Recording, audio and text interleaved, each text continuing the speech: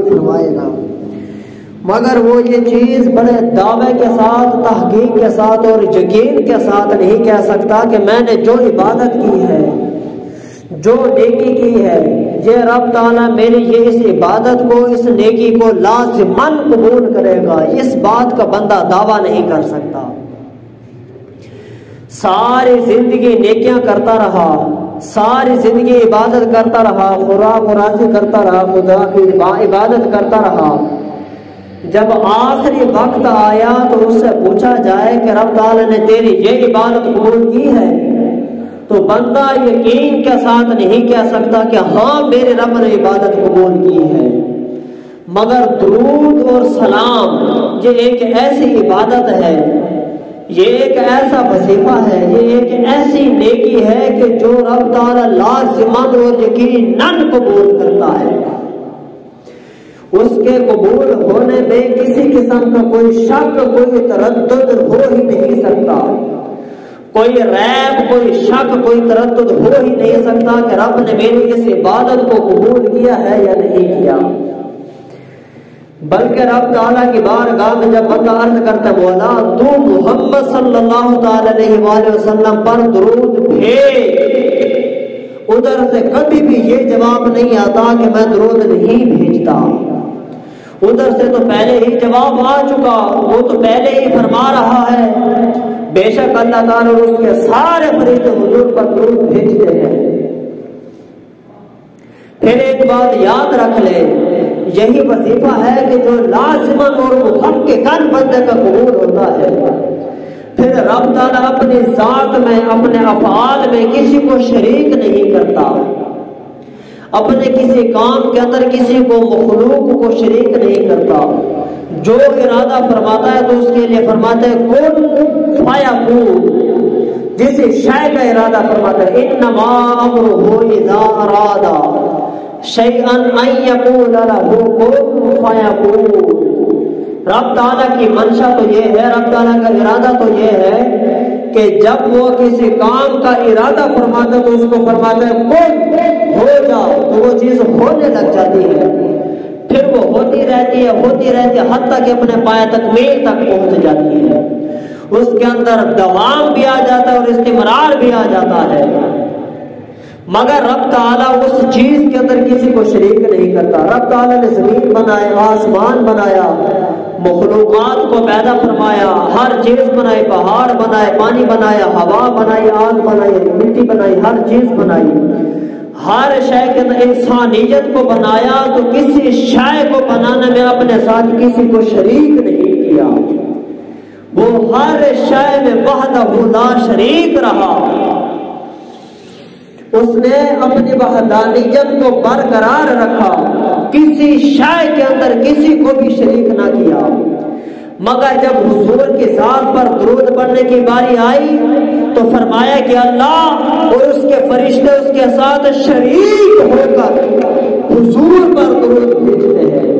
اس کے اندر رب تعالیٰ نے اشتراک کو، یہ شرکت کو اور شریک ہونے کو برقرار رکھا اور جزو لازم رکھا، اور پھر یہاں تک بات کو ختم نہ کیا کہ جو مقرب اور صالحین بزرگ ہستیاں تھیں، رب تعالیٰ نے ان کو تو اپنے اس کام کے اندر شریک کر لیا، پھر آگے یہاں تک بات کو محدود نہ رکھا کہ صرف فرشتوں کو شریک رکھے، باقیوں کو چھوڑ دے، تو باقیوں کے لیے فرمایا یا ایھا الذین آمنوا، اے ایمان والو صلو علیہ وسلم تسلیما، اس برگزیدہ پیغمبر صلی اللہ علیہ وآلہ وسلم پر درود بھی بھیجو اور خوب سلام بھی بھیجو۔ رب تعالیٰ نے ایک واحد کام ہے، فقط ایک کام ہے جس کے اندر رب تعالیٰ نے اپنے حبیب کو، حبیب کی ذات پر درود پڑھنے کی باری جب آتی ہے تو خود بھی پڑھتا ہے، اپنے ساتھ فرشتوں کو بھی شریک کر لیتا ہے، پھر اسی کے ساتھ مومنوں کو بھی فرماتا ہے کہ تم بھی اس کام کے اندر محروم نہ رہو، تم بھی میرے محبوب پر درود و سلام خوب بھیجو۔ واحد کام ہے، وہ واحد چیز ہے جو کہ رب تعالیٰ نے اپنے حبیب کریم صلی اللہ علیہ وآلہ وسلم پر درود بھیجنا اور سلام بھیجنا رکھا ہے، کہ جو رب تعالیٰ خود بھی کرتا ہے، فرشتوں کو بھی ساتھ ملاتا ہے اور مومنین بندوں کو بھی ساتھ ملاتا ہے۔ کہ میں درود بھیج رہا ہوں، تم بھی درود بھیجو، اور ایمان والو تم بھی درود بھیجو۔ اپنے حبیب کریم صلی اللہ علیہ وآلہ وسلم کے ذات پاک کو اتنا بلند کر دیا، اتنا بلند کر دیا کہ سارے کام رب تعالیٰ خود اکیلا کرتا ہے۔ جب حضور پر درود کی باری آتی تو پھر ساروں کو اکٹھا کر لیتا ہے، ساروں کو ساتھ ملا لیتا ہے، شریک کر لیتا ہے۔ پھر اس کے ساتھ کسی قسم کی کوئی پابندی، کوئی قید نہیں لگائی رب تعالیٰ نے۔ بس یہ آخری بات ہے، بیان کر کے اختتام کرتا ہوں۔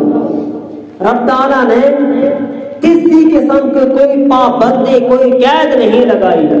ہم نماز پڑھتے ہیں تو نماز کے اندر عربی زبان کی قید ہے۔ کوئی بندہ اپنی مادری زبان میں، سرائکی میں، اردو میں، پنجابی میں، کسی بھی زبان میں نماز نہیں پڑھ سکتا۔ ایک لفظ بھی اگر اپنی مادری زبان کا بول دے تو نماز جاتی رہے گی، نماز ٹوٹ جائے گی۔ پھر اس کے لیے ایک وقت مقرر ہے، فجر کی نماز کا وقت مقرر ہے۔ طلوع فجر ہو گیا، وقت شروع ہو گیا، طلوع آفتاب ہو گیا، فجر کا وقت جاتا رہا۔ زوال ڈھل گیا، زوال کا نصف النہار جاتا رہا، ظہر کا وقت شروع ہو گیا۔ پھر اس کے بعد سورج ڈھل گیا، ظہر کا وقت ختم ہو گیا، عصر کا وقت شروع ہو گیا۔ پھر سورج غروب ہو گیا، سورج ڈوب گیا، عصر کا وقت ختم ہو گیا، مغرب کا وقت شروع ہو گیا۔ پھر اسی طرح رات سیاہی چھا گئی، احمر اسود جب وہ سیاہی چھا گئی، جب سفید ختم ہو گئی اور سیاہی چھا گئی تو پھر مغرب کا وقت جاتا رہا، عشاء کا وقت شروع ہو گیا۔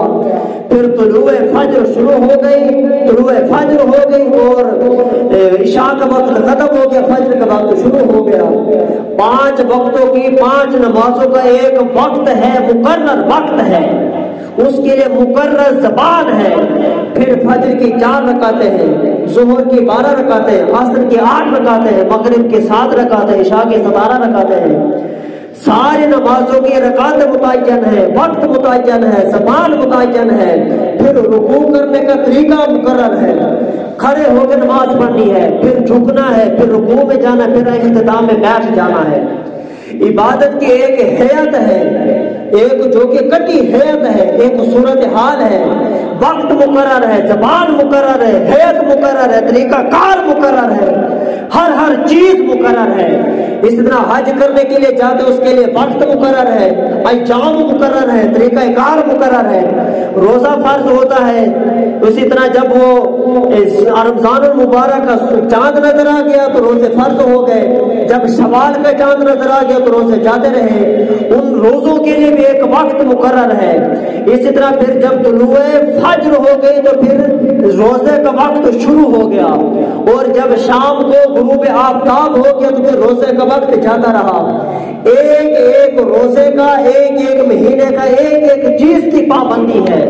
مگر جو ہی درود و سلام کی بات آتی ہے تو نہ زبان کی پابندی ہے، نہ وقت کی پابندی ہے، نہ ہی کسی قسم کے وقت کی پابندی ہے، نہ جگہ کی پابندی ہے۔ نماز کے لیے جگہ کی بھی پابندی ہے کہ جگہ پاک ہو، اس چیز کی پابندی ہے۔ ساری عبادات کے لیے ہر شے کی پابندی ہے، مگر پابندی نہیں تو درود و سلام کی نہیں ہے۔ کسی قسم کی کوئی بھی کسی قسم کی پابندی نہیں ہے۔ بندہ اپنی مادری زبان میں پڑھے تو درود و سلام قبول ہے، بندہ کھڑے ہو کے پڑھے تو اس کا درود و سلام قبول ہے، بندہ اعلیٰ حضرت رحمت اللہ علیہ کی زبان میں درود و سلام پڑھے تو قبول ہے، امام بصیری کی زبان میں پڑھے تو قبول ہے، عربی زبان میں پڑھے تو قبول ہے، اپنی عجمی زبان میں پڑھے تو قبول ہے۔ درود و سلام کسی بھی زبان میں پڑھ لے وہ مردود ہے ہی نہیں۔ جب بندہ عرض کرے مولا تو محمد پر درود بھیج، اے اللہ محمد پر درود بھیج، تو اس کا مطلب کیا ہے کہ رب تعالیٰ نے اس درود کو قبول کر لیا۔ رب تعالیٰ یہ کبھی نہیں فرماتا کہ میں اس درود کو مردود کرتا ہوں، کیونکہ جب رب نے خود ہی حکم فرما دیا کہ ایمان والو محمد صلی اللہ علیہ وآلہ وسلم پر خوب درود بھی بھیجو اور سلام بھی بھیجو۔